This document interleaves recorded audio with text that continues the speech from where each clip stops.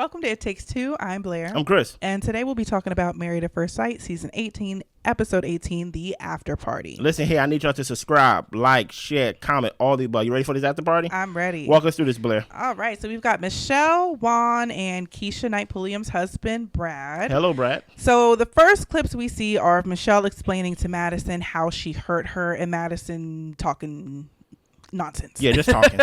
So apparently, of course, she got close to Madison on the honeymoon. They confided in each other that they were both kind of not feeling their husbands. Mm-hmm. She didn't expect Madison to lie to her for months. She expected it from David, but not Madison. Yeah. Juan felt that it was immature the way that they walked out laughing and joking. You actually hurt someone, and Juan wishes them the best, but the biggest obstacle for them is going to be overcoming trust, because you can't trust your partner if that's how you get together. Keisha says, and they also don't have to villainize other people that they hurt, just so that way they feel better about themselves. Brad thinks that they are high on infatuation right now. They still need to get to know each other. Maybe she felt threatened by Michelle and wanted to let David know that she's willing to fight for this.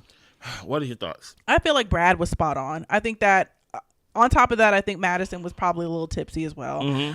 And she was just filled with the liquid courage, and because she wasn't doing all this stuff when she was in the bathroom with Michelle and they were having this conversation.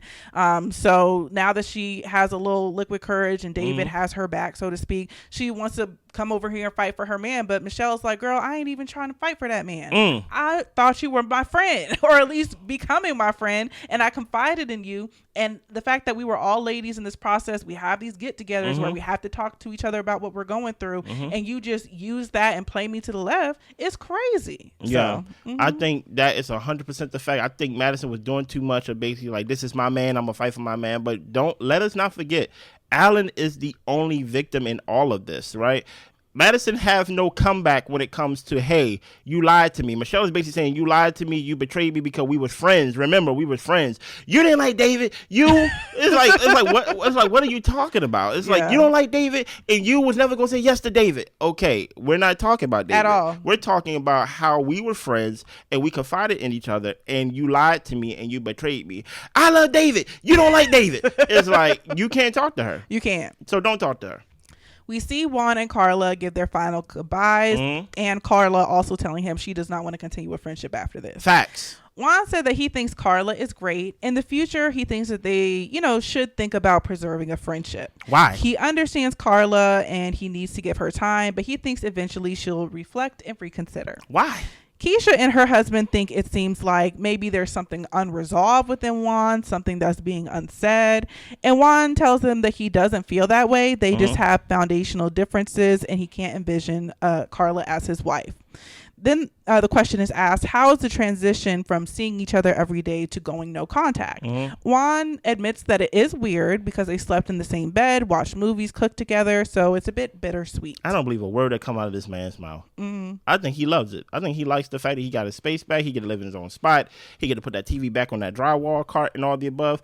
Listen here, Keisha and Brad, I understand what y'all are trying to do, but you really gotta see for what it is, right? They tried to make it seem like in that scene with Juan and Carla as if Juan just wanted to say something that wasn't said, as if he wanted to just throw her on the bed or something like that and just be like, I love you, I'm sorry, I made a mistake. What in Juan's actions made you think that he was into Carla at any point of the show? Right.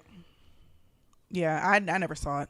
I'm like, what are y'all talking about? And then they even try to make it seem like maybe one day down the line and years later, y'all can see each other on a cruise ship and then maybe y'all will reconnect. Juan don't like this girl. And I don't understand why y'all want to give Juan this good edit as if he wasn't a terrorist to his own process, right? Granted, he wasn't verbally abusive.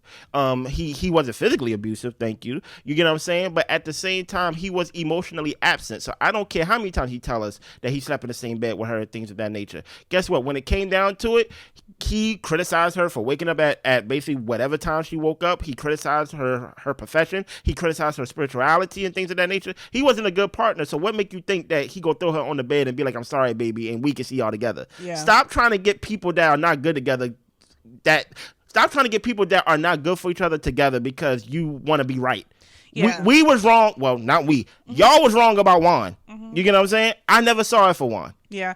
And Juan just still holding hope that he can have this friendship with Carla. I think that is just falls in line with the whole toxic positivity that he has going on. Like, she came here for a husband. You were not a husband to her. You really didn't make an effort to be a husband. So there is not going to be a friendship. Like, I don't know why that is such a outlandish thing to think, or to think that Carla needs to possibly reconsider after she has more time. It's not a point of reconsidering. She has enough friends. She doesn't need to have Juan as a friend. Who do you think you are to tell somebody that maybe she needs to reconsider? Yeah. No, I don't need to reconsider. She does not. I considered. Yes. And guess what? The decision is made. Get out my face. Exactly. You know what I'm saying? So we see the clip of Michelle and Carla talking about how their marriages were never consummated. Yeah. Juan is just talking about how Carla has great energy. They're both funny, and you really have to face adversity with a smile. Michelle wants to have some fun before getting serious again, and she is slowly getting there. Keisha says, well, we can finally get to see your personality, Michelle. Like, how has it been trying to find your joy? She feels like she could be herself again after she got rid of David. It was just like a weight lifted off of her shoulders. Okay. Like I said, I did like to see them together and just kind of enjoying their time. And I, halfway agree with Juan about facing adversity with a smile. You don't have to face adversity with a smile. You don't have to.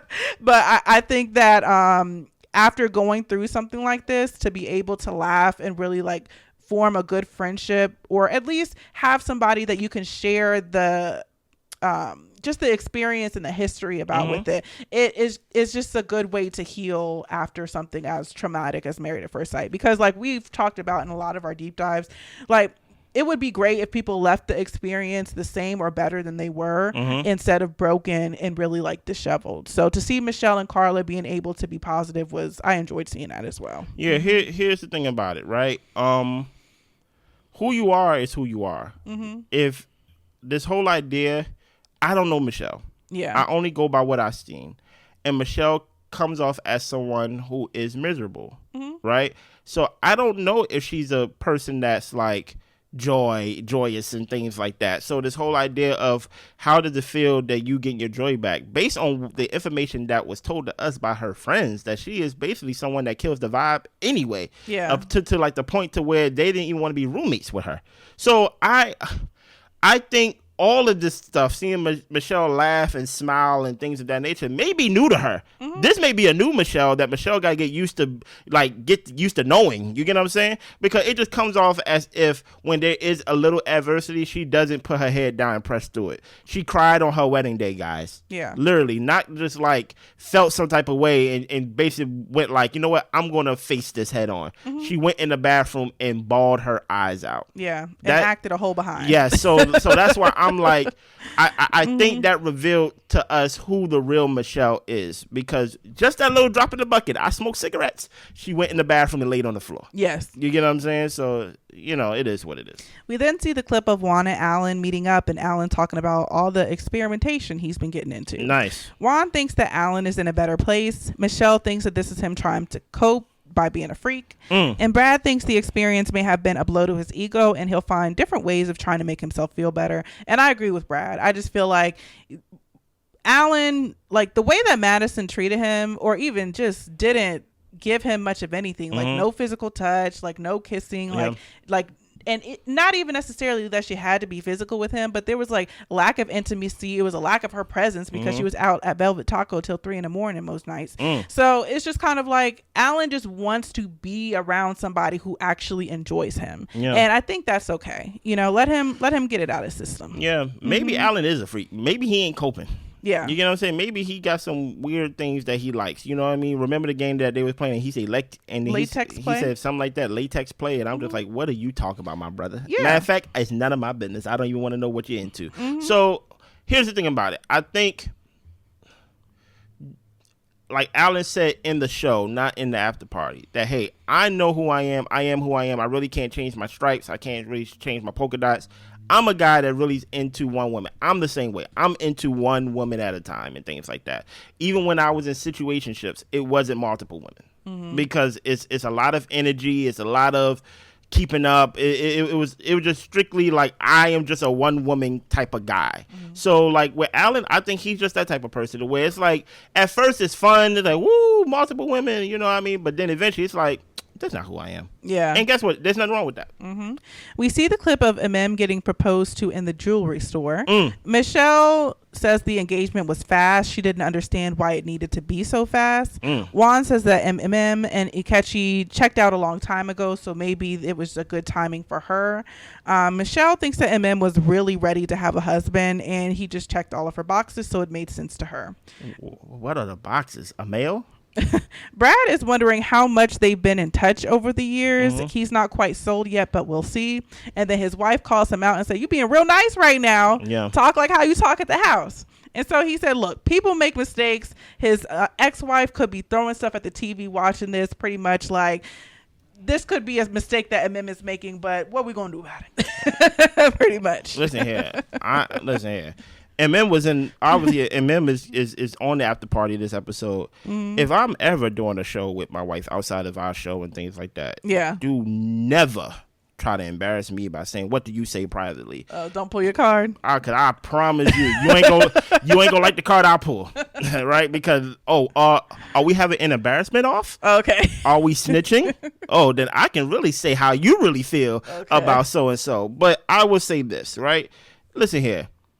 Even though Keisha did pull her husband card, all of y'all just trying to be fake. The only one who was close to being real was Michelle. Yeah. Basically saying, it's weird. Say it. Yeah. I know when members in the room. It's weird. It's weird. Listen here. How can you out weird us? We signed up for Married at First Sight. You outdid that. You get what I'm saying? Because you knew someone in 5th, 6th grade, and then you come on the show and get proposed to by this random guy who we didn't see for 30 plus episodes.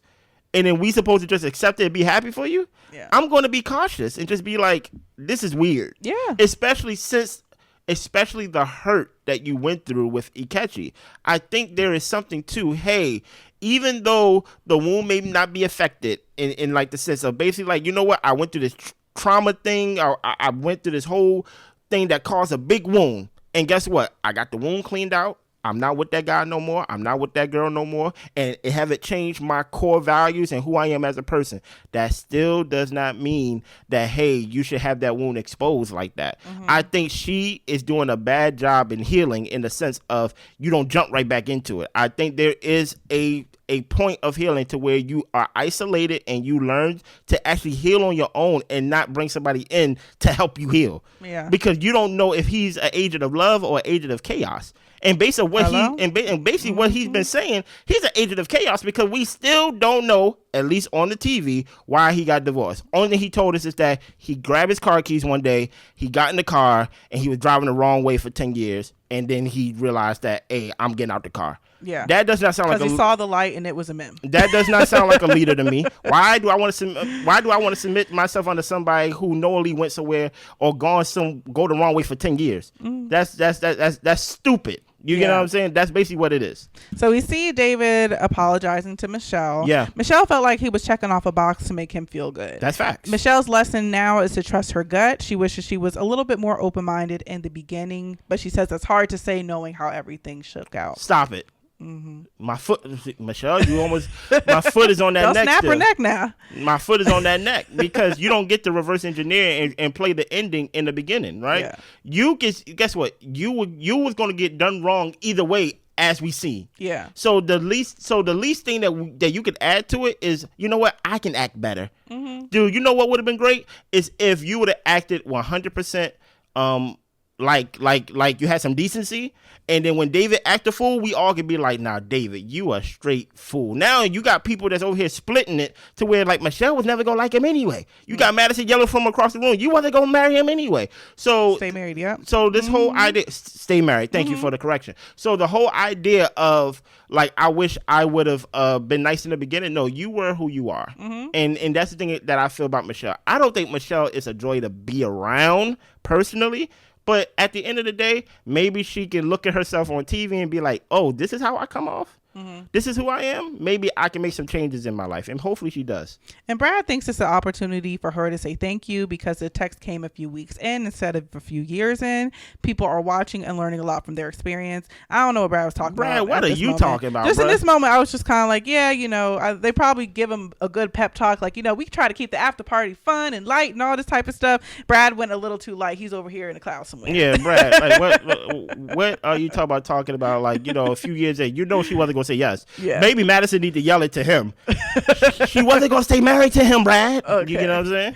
So we move on, and everyone is on the couch. So we've got Brad, Mem, and Thomas. Okay. We see the clip of Mem's first date with Brandon discussing their experiences with their exes. Keisha asks, how does it feel different this time? And Mem says Brandon wants to be with her. He reassures her, gives her love, and he is her support system. Stop right there.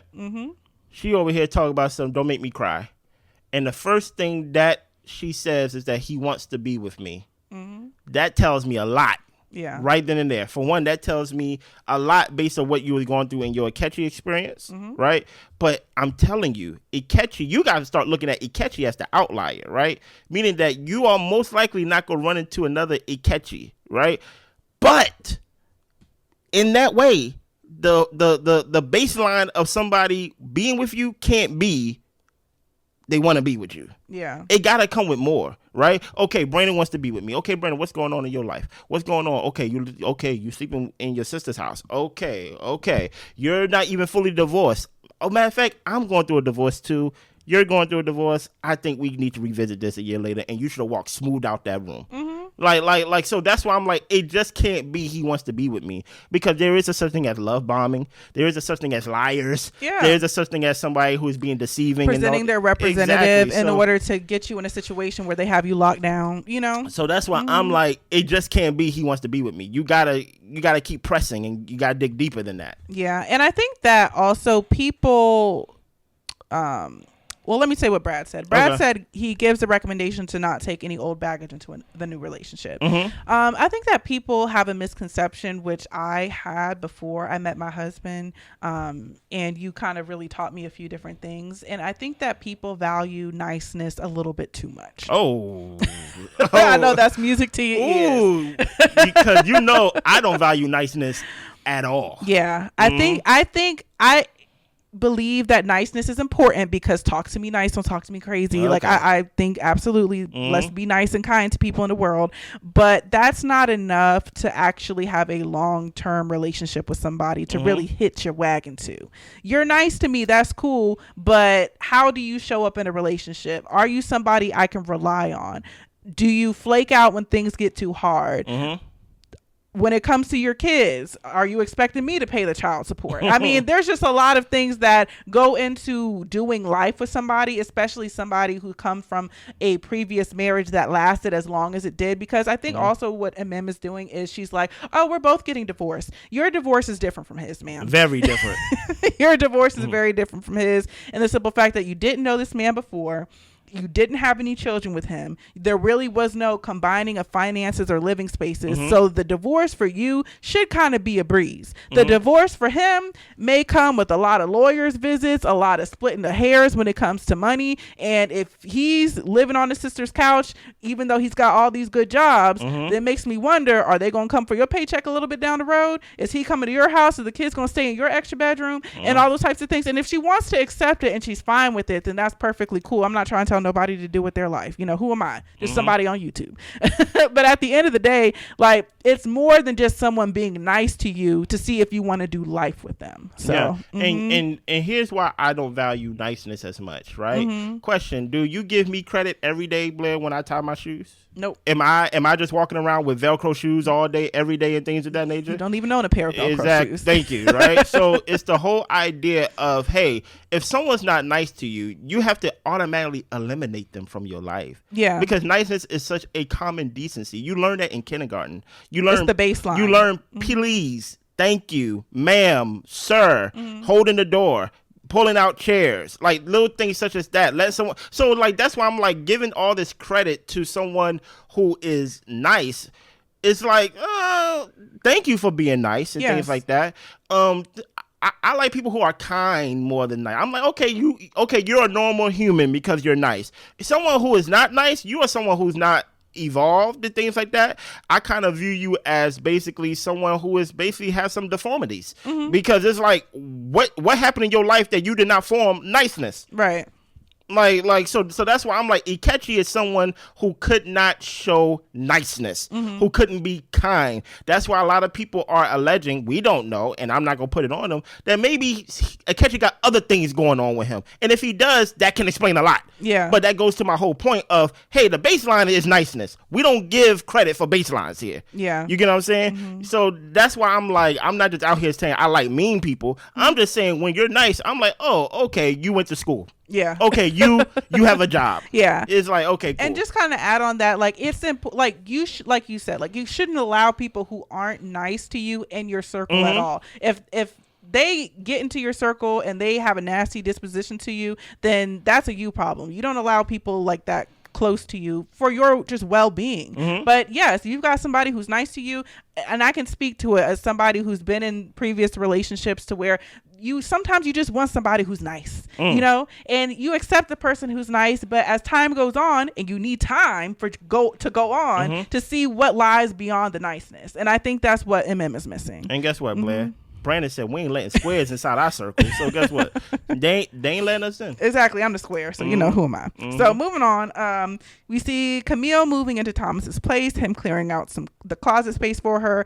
Brad thinks that they're doing a great job coming together, and he tells him just to continue to communicate how you feel. And Thomas lets us know that they do plan on moving into a bigger space. Of course y'all plan on moving to. That was never out of the question. That's why I'm like, you're overthinking the first step. Moving with me, we're going to get a bigger place. Yeah, you get what I'm saying. So that's why I'm like, Thomas, don't overthink it, just do it. And unfortunately, guys, the first thing that goes whenever you move your lady in, or like wherever y'all moving together, is that closet. Yeah, take your stuff out the closet, just put it on the floor somewhere in the corner, because she got the closet and she got the whole coat closet in the living room too. You get what I'm saying? We then see the clip of Brandon proposing to MM in the coffee shop. Yeah. And Keisha asks, what kind of taking it slow was that? MM tells us her intention was to take it slow, but she knows how he makes her feel. She knew in this moment that she needed to say yes. Wow. And they've, talked about a lot of different things. MM says that their engagement will be as long as it has to be until they can get divorced, because they are both still married. Yeah. MM told her mom she had a lot of questions, but she ended up meeting him, and her mom loves him. I don't bring the mama on. Let me talk to the mama. Yeah. Yeah, so we see the clip of Camille's lingerie making its appearance. Thomas is happy with where they are. Brad can see that they are really enriching each other's lives. And Keisha encourages them to go to counseling and keep doing the work to stay married. We then see the clip of MM approaching Ikechi to talk. He says no. She tells him, I'm going to talk to you anyway. And she just apologizes to him for her reaction. Keisha says, why pull him aside? Or why continue to talk to him when he said he didn't want to talk to you? And Mim wanted to apologize face to face, so it's clear that she was not a malicious person and she doesn't wish him harm. Thomas agrees that it was going to be the only opportunity for her to speak to him. We get to the do-over segment, and Thomas would lay off on the corny jokes because they really didn't land well at the beginning of the marriage. But she likes it. And Mim would do her decision day over. She could have been softer and just politely bowed out, and all of that, the letters to her departed came from a place of hurt. What is your thoughts on that?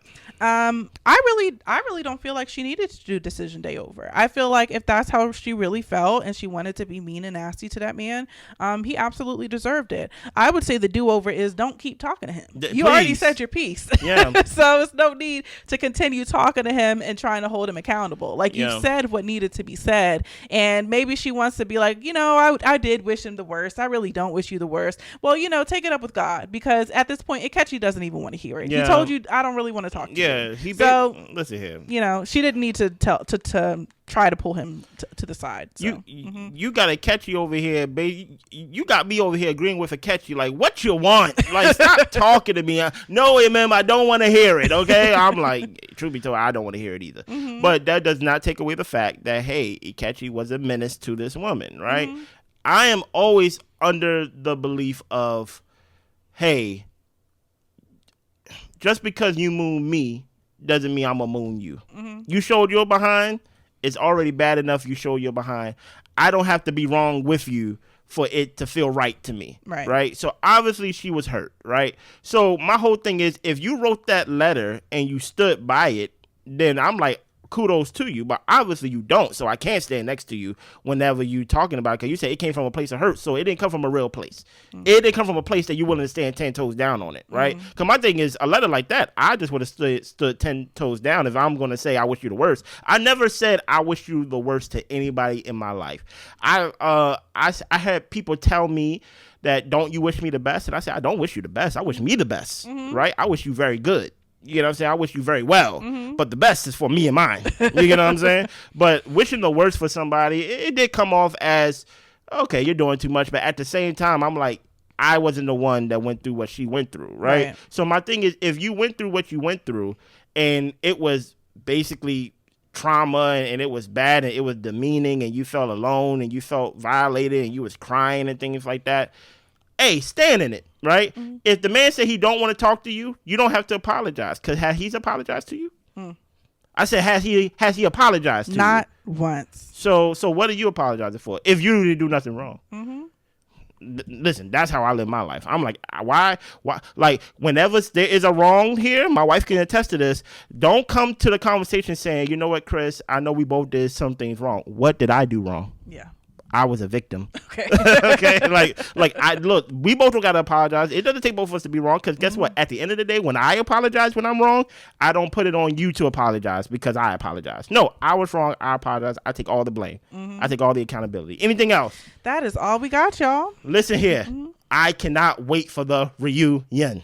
Yeah. Now, I understand some people feel like this show has been on since October and they like, this show is too long, and they like, please let it be over. Listen, I like talking to y'all. I like seeing y'all. I like seeing y'all comments. So I wish we get 10 more episodes, right? I know my wife is like, right? I want 10 more. But put it like this. We go deep. We going deep this week with the deep dives. Yes, but make sure y'all watch our Love is Blind. Make sure y'all watch our Ready to Love. Make sure y'all watch our Married to Medicine. Make sure y'all watch the finale. I think this is the finale this week for Traders. Make sure you just tap in with us. Subscribe, like, share, comment, all the above, and we will see y'all later this week. Bye.